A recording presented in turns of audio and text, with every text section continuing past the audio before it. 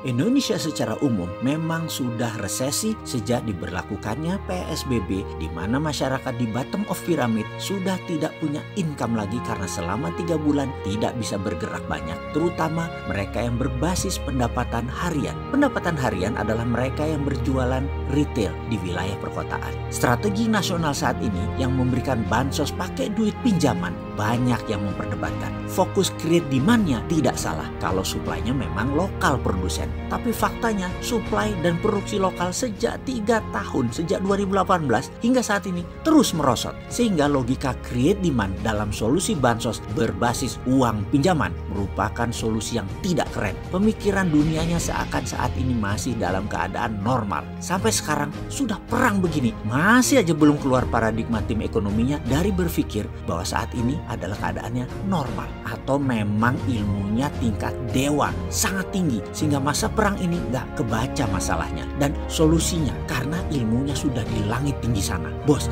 ini perang bos, itu virus corona masuk dalam biological warfare. Penanganannya perang ya kayak perang, survival of the nation mode yang dipakai. Ngerti nggak sih survival of the nation mode? Langkahnya bukan pemadam kebakaran. Waduh, bagaimana sih mau nolong negara ini kok susah bener bikin ngerti para pejabatnya. Gini deh, sekarang kita masuk ke awal masa resesi. Kalau dalam definisi resesi versi NBER, National Bureau for Economic Research, kalau 2 kuartal berturut-turut mengalami pertumbuhan minus, maka kita menjadi resesi. Kita tahu kuartal pertama tahun ini mulai bergerak turun, Januari Maret, dan padahal itu belum dideklarasi masalah COVID. Lalu April sampai Juli kuartal kedua kita minus. Kuartal ketiga Juli sampai September bagaimana? Masih ingat sih mengapa si Bosman ini selalu berkata hati-hati bulan September? Ada apa dengan September? Oktober bisa diumumkan kira-kira. Dan pengumumannya apa? Indonesia resesi. Solusinya gimana supaya nggak resesi? Kan sudah berkali-kali dibilang ganti pemain secara total. Pemain cadangan masuk dan pemain lama tanggung jawab yang bikin screw up ini semua bangsa ini mereka. Kalau masuknya nanti Oktober atau setahun kabinet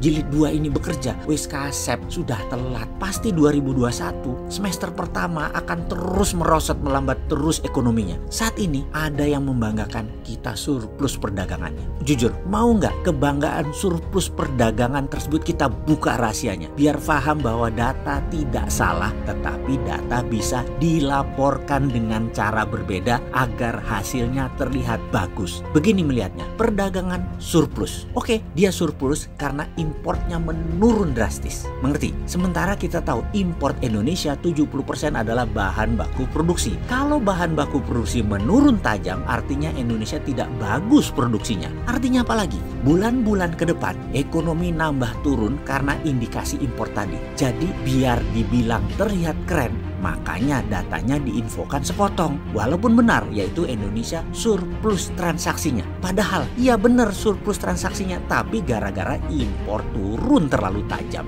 Sementara impor adalah bahan baku produksi. Sudah mulai ngerti? Pinter ya cara dia buat laporan? Ya pinter lah, orang dokter S3 yang melaporkan. Lalu ditambah lagi ketegangan Laut Natuna Utara. Maaf, saya lebih memilih istilah Laut Natuna Utara ketimbang Laut Cina Selatan. Karena memang nama tadi atau istilah tadi yang diklaim oleh Tiongkok sebagai traditional fishing ground China sejak ribuan tahun yang lalu, yang harusnya kita berani juga dan bernyali juga mengatakan jancuk kon Tiongkok. Sejak ribuan tahun yang lalu tempat itu sudah traditional fishing groundnya kami orang Natuna. Jadi 200 mil laut utara Natuna itu laut kami, cok. Ketegangan Laut Natuna Utara sisi utara yang dianggap biasa oleh pejabat kita, jadi tidak terasa dan tidak memperhitungkan banyaknya langkah-langkah diplomasi catur atau malah ngajak damai. Ini lucu, damai di negara yang dua-duanya perlu perang, kok nggak nyandak ngelihatnya. Asli ini lucu. Bos, mereka berdua memang mau perang, tapi perang ala mereka. Yo mikir dikit lah wahai pejabat.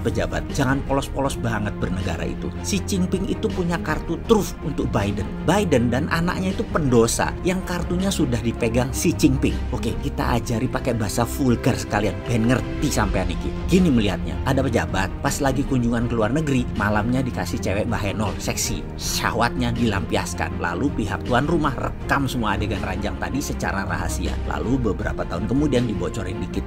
Ingat nggak adegan ini ke pejabat tadi? Langsung itu pejabat bagai kerbau dicucuk hidung. Nurut sama bohirnya sudah. Mati aja loh kalau udah kayak gitu. Pejabat di banyak negara yang terima suap Tiongkok itu lebih dari 70 negara di dunia ini, dan lengkap dokumennya pihak Tiongkok punya. Kapanpun mereka pakai bisa. Di sisi Biden sama persis. Sehingga Xi Jinping akan bilang sama Trump, lu mau jadi presiden lagi? Huawei 5G Cina yang kontrol ya. Gue beli gandum sama kedelai lu bulan September Oktober tahun ini biar dapat dukungan dari para petani yang merupakan 20% suara rakyat Amerika. Kemudian persis seperti Rusia, dalam satu malam sebelum Pilpres 2016, segala dosa Hillary Clinton, email-email negara yang masuk ke ranah pribadi Madam Secretary disikat sama Rusia, disebar. Bubar langsung kepercayaan terhadap Hillary dan Trump menang. Apa Trump nolak tawaran Xi Jinping itu? Pasti disambut baik dan perang dagang untuk sementara posisinya draw sama kuat. Trump presiden lagi. Mungkinkah dengan strategi begini ternyata Biden tetap menang? Lalu Tiongkok bagaimana? Adalah langkah Tiongkok yang tetap bikin Joe Biden gak bisa apa-apa. Malah negara lain kejepit efeknya. Tahu kan langkah Biden dan Tiongkok apa? Terus Indonesia bagaimana?